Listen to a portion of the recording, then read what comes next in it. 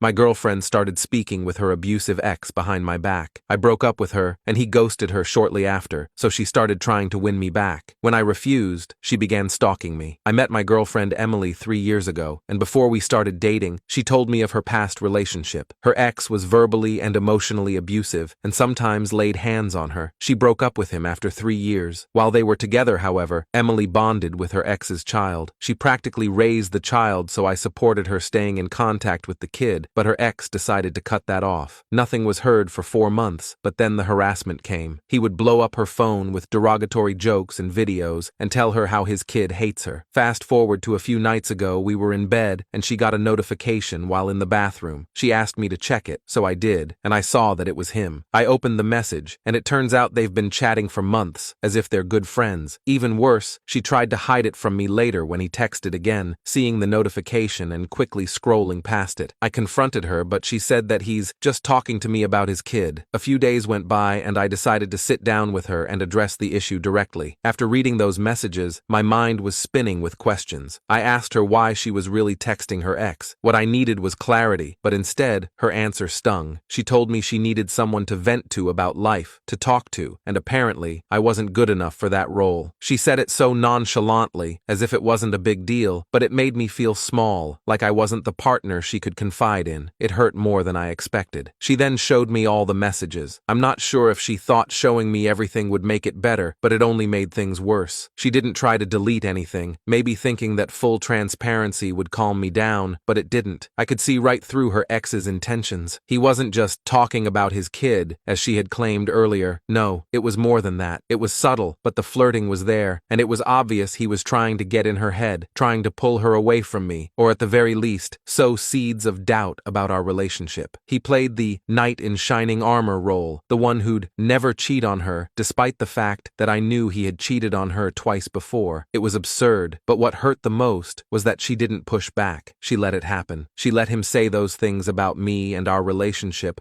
without defending me. What shocked me even more was that she had told him she thought I had cheated on her in the past. This was news to me. She had never mentioned this accusation to my face, but there it was, written in black and white. Apparently, she had shared with him that she believed I had cheated with my former boss. I used to send memes to my boss and her wife, and I would sometimes help them with home projects on weekends to earn a little extra cash. Nothing more, nothing less. I'd always kept my girlfriend in the loop, sending her pictures of the work I did, receipts for supplies, and even footage from the home security cameras they had to keep an eye on their 3 dogs. I was transparent, and never once had she brought up any suspicion to me. Yet there she was, telling her ex something completely different. In the messages, he said he would have beaten me to a pulp if he was still in town. He went on about how furious he was, even admitting to punching holes in his walls over this fabricated betrayal. It was all so dramatic and cheesy, but what bothered me the most was that she hadn't done anything to clear the air. She didn't tell him that she and I had worked through her concerns, that I had never actually cheated, or that the whole thing was just a misunderstanding. She let him continue thinking I was untrustworthy, letting him fuel his anger and continue with his threats. Whether she took those threats seriously or not, the fact that she hadn't stepped in to defuse the situation felt like a betrayal. I wasn't just upset, I was heartbroken. Here I was, bending over backward to show her that I was trustworthy, trying my best to make her feel secure in our relationship,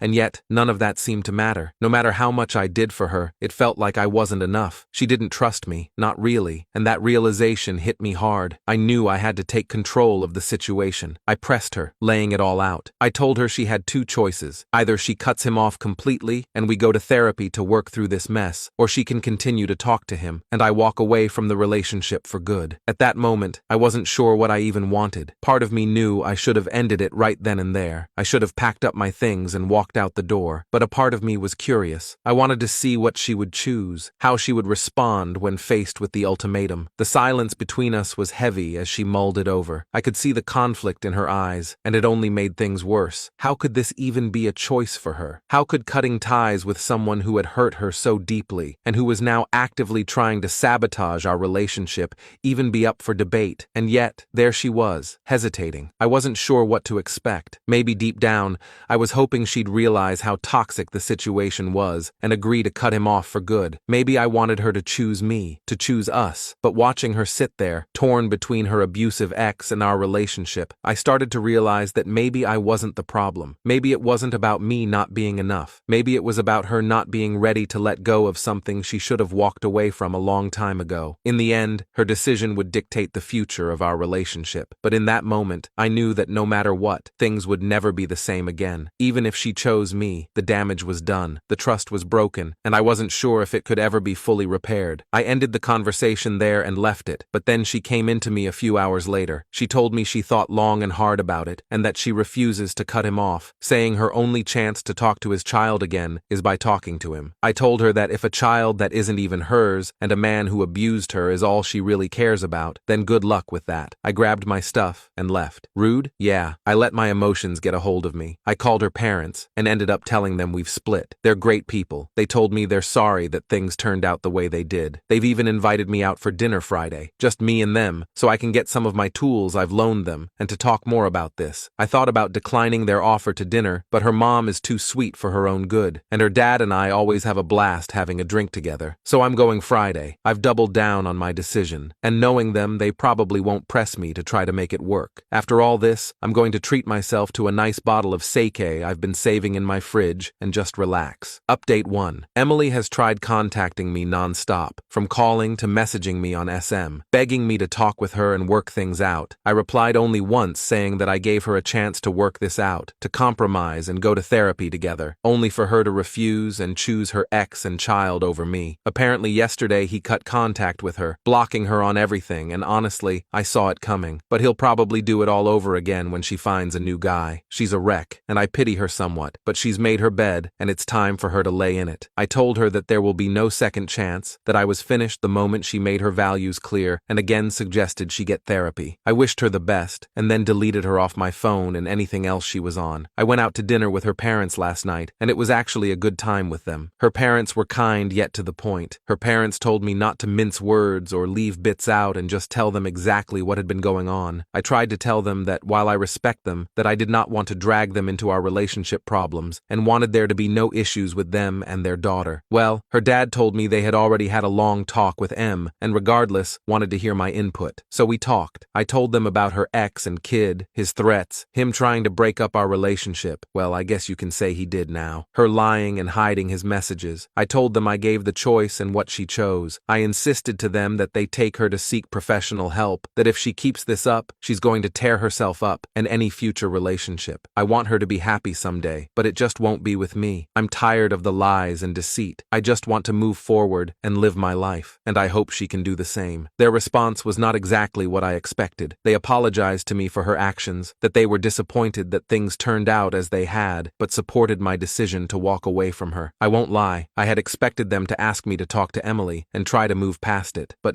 there was not even an inkling to that. Her mom came and gave me a hug, but her dad just seemed dejected. I'd never seen this man look this way, and it felt like a punch to the gut. It hurt seeing him like that, knowing there was nothing I could do. We ended up just sitting there in silence for a minute before he decided to order a round of shots. A round turned into 2, and that seemed to help relax everyone as we started chatting about my future plans, their retirement, goals, and hopes. We were out for 3 hours, chatting as if we were just normal people. I had a great time, even while it hurt. We cried a few times. We also laughed and remembered past times when we'd make a fool out of ourselves. When we were about to part ways, her dad gave me a bone-crushing handshake and a hug which her mom ended up joining in. This man has never hugged me, so I was really caught by surprise. They told me to take care of myself, eat healthy, don't sink yourself in alcohol, and just focus on getting through the days. They're going to look at options for therapy for M and recommended that I do the same, which I think I'll do. They handed me a bag with my tools, said they're going to miss me, but wished me the best. I gave them my goodbyes, and we parted ways. I feel like a huge weight has been lifted, both off my chest and my shoulders. I decided I'm taking a break from dating. One day I'll find someone, but that's all in the back of the mind. Update 2. A few months had passed since the split, and life had taken its own course. But then it started. Emily's name would occasionally pop up in random places. A mutual friend mentioning an awkward encounter, or a colleague alluding to a cryptic message they'd received from her. At first, I brushed these off as coincidences, but the frequency and intensity of her actions soon became impossible to ignore. One evening, while relaxing at home, I received a message from a friend who worked at a local security firm. They informed me that Emily had been inquiring about security systems and surveillance equipment, specifically targeting a location not far from where where I lived, my heart sank. I couldn't shake the feeling that something sinister was brewing. I decided to reach out to Emily directly, hoping to clear the air and understand her intentions, but my calls and messages went unanswered. Days turned into weeks, and the signs of her obsession grew more disturbing. I began to receive reports from my neighbors about someone frequently lurking around the building. A few times, I even spotted someone watching from across the street, their presence eerily familiar. My concerns mounted when I learned that Emily had been showing up at places I frequented, always keeping her distance, but never quite hiding her intent. The situation escalated further when I received a call from a local moving company. They had been contacted by Emily, who was now actively searching for a new house to move into. Her focus, it seemed, was on making my life as uncomfortable as possible. She had apparently gotten wind of the fact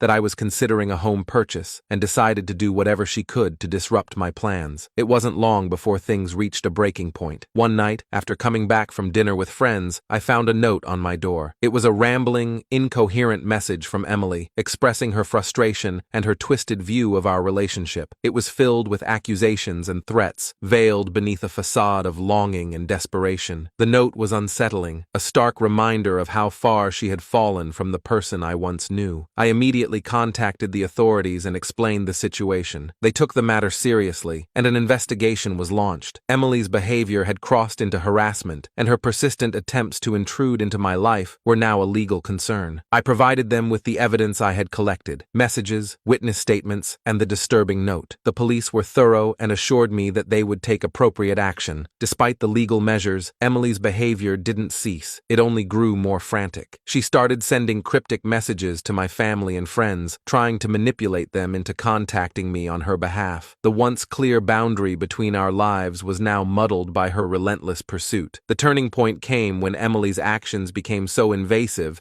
that it prompted a full intervention. The security firm I'd contacted had gathered enough information to present a case against her. She was confronted with the evidence of her stalking and harassment, and it was made clear that she needed to cease all contact immediately or face legal consequences. Faced with the potential of criminal charges and the pressure from her own deteriorating mental state, Emily was forced to make a drastic decision. She chose to move away, abandoning the town where her obsession had begun to unravel her life. Her departure was sudden, and the neighbors who had witnessed her bizarre behavior were relieved to see her go. The moving company that had initially been contacted reported that her new location was far removed from the area, and her name eventually faded from local news and gossip. In the aftermath, I found a renewed sense of peace. The constant fear and anxiety had finally subsided, and I could return to focusing on my own well-being. Though the experience had left a mark, it also reinforced my resolve to protect my personal space and mental health. Emily's journey had become a cautionary tale, a reminder of how fragile trust can be and the lengths to which some people might go when consumed by unresolved issues. As time went on, I began to rebuild my life, step by step. The scars of the past remained, but they became a part of my story, a chapter that ultimately led to greater self-awareness and resilience. I knew that healing was a process, and I approached it with patience and hope for a brighter future.